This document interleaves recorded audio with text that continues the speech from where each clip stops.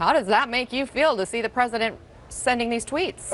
Listen, I mean, I've been saying this for a while. The increase probably in Xanax prescriptions for the attorneys that are trying to defend the Trump administration has got to be off the hook.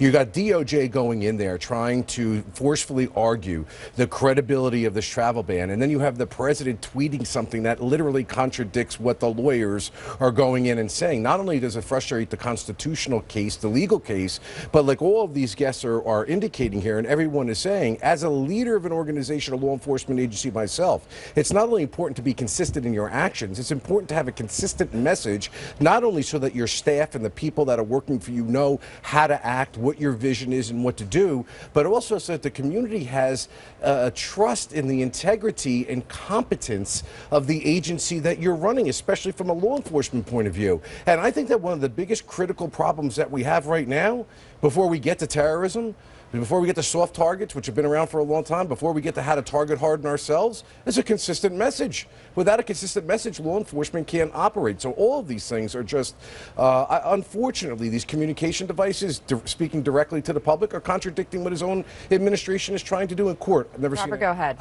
The sad thing about this is the Obama administration had identified some of these countries as being problematic because of their own vetting process on the other side of the pond. And there was a legitimate rational relationship as to why they did that. Can we imagine where we would be today had it been done for that reason? There was a consistent message that that is exactly the reason. And then when the United States feels comfortable that those countries come up to speed with regard to ensuring that they're checking on their end that these people aren't terrorists, we would be in a completely different space. This is all created because of the continued and unbelievably amazing tweets that are coming out, as you've indicated, contradicting his own lawyers that are making this argument. It would have been a completely different situation. So if the reason for this ban, or whatever you want to call it, was for those 8 or 9 countries, whatever it was, it's 6 countries are in the amended ban. Then it's unfortunate. It's unfortunate that if there's a quote-unquote constitutional, rational relationship